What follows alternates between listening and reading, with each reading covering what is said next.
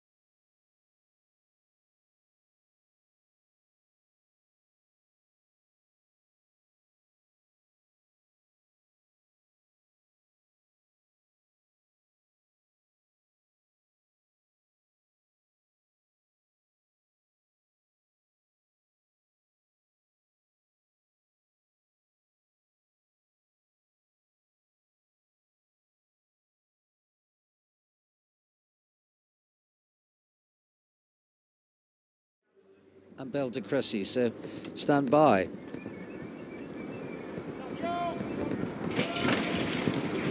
And away they go to a pretty level break, and I noticed that Frankie took an immediate pull with the maroon cap at the back. He took a pull as the stalls opened, and Belle de Crécy goes straight into the lead. Thierry Janet looks over his shoulder, and he's a good judge of pace. He's gone 3 clear of Joshua Tree in second, a further gap of 2 or 3 lengths to Cirrus des Aigles. Norse King on the outside disputes fourth with Baltic Baroness towards the inside. Treve held up last with Triple Threat just in front of her. So they go up past the Petit Bois, still on the uphill stretch and approaching the turn, with Belle de Crécy now 5 lengths clear. Joshua Tree a further 3 or 4 lengths clear of the next one, which is Cirrus des Aigles. Quite a gap there, 6 lengths at least. 5 lengths then back to Cirrus des Aigles, and after these Baltic Baroness is followed by Triple Threat, and now Frankie just easing Treve on the outside. He's got 2 behind him now, just eases his way a little bit closer to the pacemaker. So it's still Belle de Crécy who's making the running. Joshua Tree in second, went very wide off the rails there. Cirrus des Aigles is third. Treve has very easily done it, almost as if doing nothing, moved herself into 4th place. On the inside then comes Baltic Baroness in the red. Norse King is last of all, and Smoking Sun last but 1. So Belle de Crécy keeping wide, just in case Frankie wants to make his move on the inner. Joshua Tree not letting Belle de Crécy get too far, in fact getting closer to Belle de Crécy. Cirrus des Aigles on the rails. Joshua Tree goes for it down the centre of the track. Cirrus des Aigles towards the inside as Joshua Tree drops away, but Treve now, she's good enough, she's surely going to win this.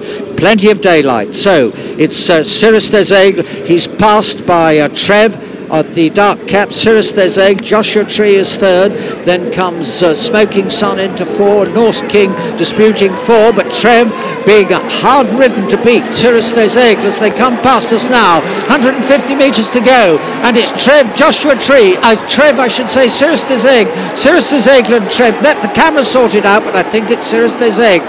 Treve in second, then comes Norse King in third, and way behind those Belle de Crécy and Baltic Baroness, and also Triple Threat. I think Cirrus des Aigles won it. I think Cirrus des Aigles has got up in an absolute thriller.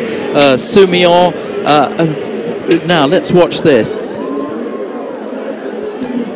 Yep, Soumillon forcing Cirrus des Aigles back on the far side, which is often favoured at Longchamp. He's looking over at Dettori and seems to be saying, well, you can imagine what he might be saying. I've got you here. Treve cruised up, as you said, Robin, made a sort of quite an early move in the straight. I don't think Frankie wanted to let anything get too far ahead of him.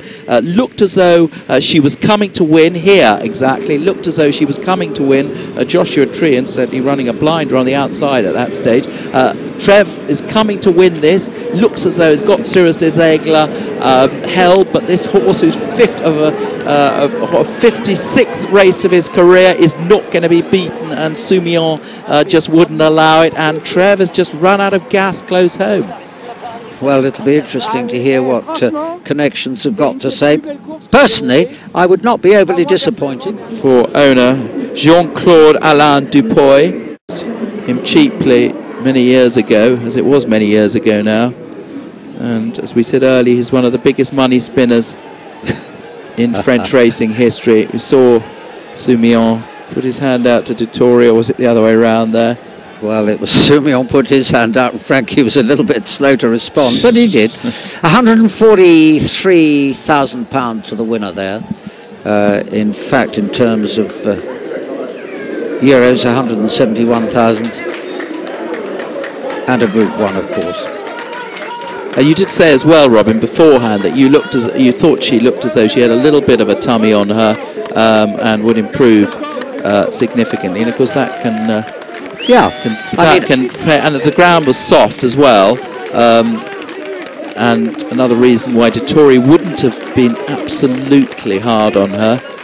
But on the other hand, they're not going to be probably overjoyed that Cirrus des Aigles has just beaten them. I think, this is my guess. Oh, hello, who do you think? He's taking the mickey out of Frankie, isn't he? I think Cricket Head's response will be, well, she hasn't run for 200 days. It's her first race. We've got a fine programme ahead of us, and she's been beaten, as you said, by a horse which is, or has been, the highest racing horse in the world. No disgrace. No, and a horse of immense experience with 55 races behind him, and a horse that's raced twice this season, which Treve hadn't done. And with the advantage of the rail to run up, of course. Yes, well. the rail there you are. was always thought to be an advantage. Well, since the connections don't need the money, I think she's run a super race in defeat. What's all this? She's a lovely lady, Corinne Baran-Barb. She's so helpful to everyone, to the media. As you say, she takes defeat very well as victory, but yes. She will be thoroughly enjoying this. Norse King actually reversing the form with Smoking Sun, who finished in front of him last time. Yeah. Miriam Bolak-Bardell. Baran-Barb. I get them mixed up, these double-barreled ladies. Baran-Barb. Corinne Baran-Barb. I'll get it right one of these days. Look at that. Quite nice trophies too. Is there a Monsieur Baran-Barb about? I don't think so, no.